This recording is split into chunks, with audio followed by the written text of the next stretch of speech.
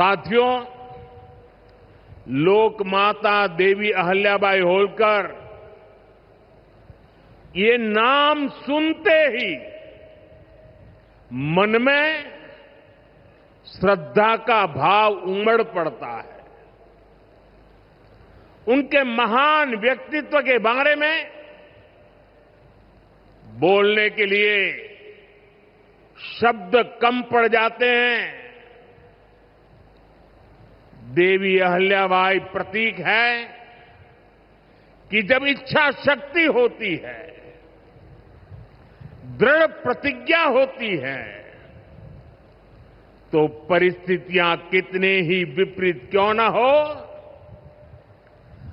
परिणाम लाकर दिखाया जा सकता है। 250-300 साल पहले जब देश गुलामी की जंजीरों में जकड़ा हुआ था, उस समय ऐसे महान कार्य कर जाना कि वह आने वाली अनेक पीढ़ियां उसकी चर्चा करें, ये कहना तो आसान है, करना आसान नहीं था। साथियों, लोक माता अहल्याबाई ने प्रभु सेवा और जन सेवा इसे कभी अलग नहीं माना। कहते हैं वे हमेशा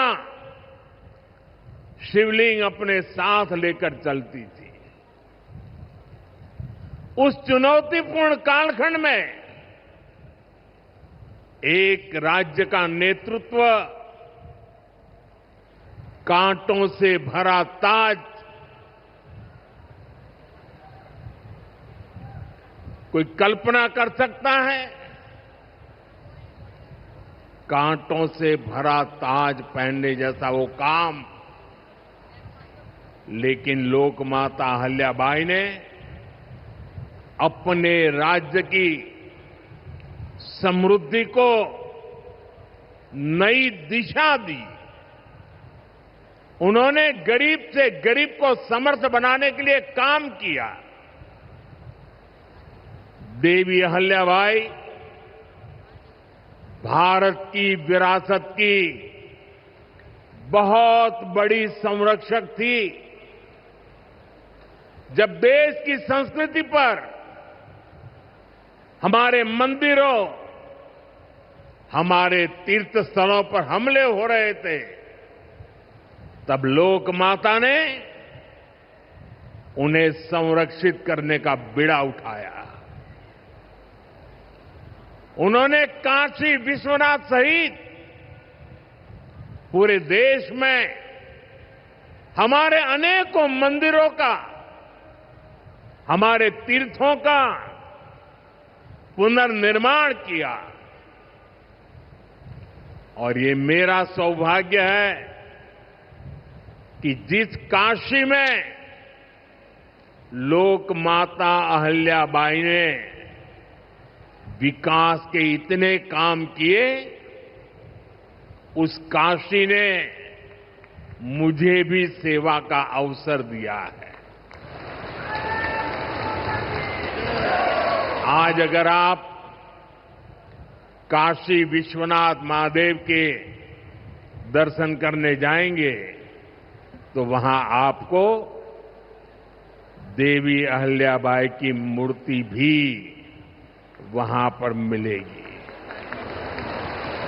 साथियों, माता अहल्याबाई ने गवर्नेंस का एक ऐसा उत्तम मॉडल अपनाया जिसमें गरीबों और वंचितों को सबसे ज्यादा प्राथमिकता दी गई। रोजगार के लिए, उद्यम बढ़ाने के लिए उन्होंने अनेक योजनाओं को शुरू किया। उन्होंने कृषि और वन उपज आधारित कुटीर उद्योग और हस्तकला को प्रोत्साहित किया। खेती को बढ़ावा देने के लिए छोटी छोटी नहरों की जाल बिछाई, उसे विकसित किया। उस जमाने में आप सोचिए 300 साल पहले जल संरक्षण को बढ़ावा देने के लिए उन्होंने कितने ही तालाब बनवाए। और आज तो हम लोग भी लगातार कह रहे हैं, कैच द रेन, बारिश के एक एक बूंद के पानी को बचाओ। देवी अहल्या जी ने 250-300 साल पहले हमें एक काम बताया था। किसानों की आय बढ़ाने के लिए उन्होंने कपास और मसालों की खेती को प्रोत्साहित किया। आज 250-300 साल के बाद भी हमें बार बार किसानों को कहना पड़ता है कि क्रॉप डाइवर्सिफिकेशन बहुत जरूरी है।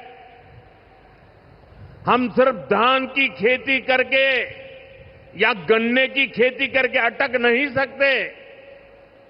देश की जरूरतों को, सारी चीजों को हमें डाइवर्सिफाई करके उत्पादित करना चाहिए। उन्होंने आदिवासी समाज के लिए, गुमंतु टोलियों के लिए खाली पड़ी जमीन पर खेती की योजना बनाई है। ये मेरा सौभाग्य है कि मुझे एक आदिवासी बेटी आज जो भारत के राष्ट्रपति पद पर विराजमान है, उनके मार्गदर्शन में मेरे आदिवासी भाई बहनों की सेवा करने का मौका मिला है। देवी अहल्या ने विश्व प्रसिद्ध माहेश्वरी साड़ी के लिए नए उद्योग लगाए। और बहुत कम लोगों को पता होगा कि देवी अहल्या जी हुनर की पारखी थी। और वो जूनागढ़ से, गुजरात में जूनागढ़ से कुछ परिवारों को माहेश्वर लाई और उनको साथ जोड़ करके आज से 250-300 साल पहले ये माहेश्वरी साड़ी का काम आगे बढ़ाया, जो आज भी अनेक परिवारों का वो गहना बन गया है और जिससे हमारे बुनकरों को बहुत फायदा हुआ। साथियों, देवी अहल्याबाई को कई बड़े सामाजिक सुधारों के लिए भी हमेशा याद रखा जाएगा।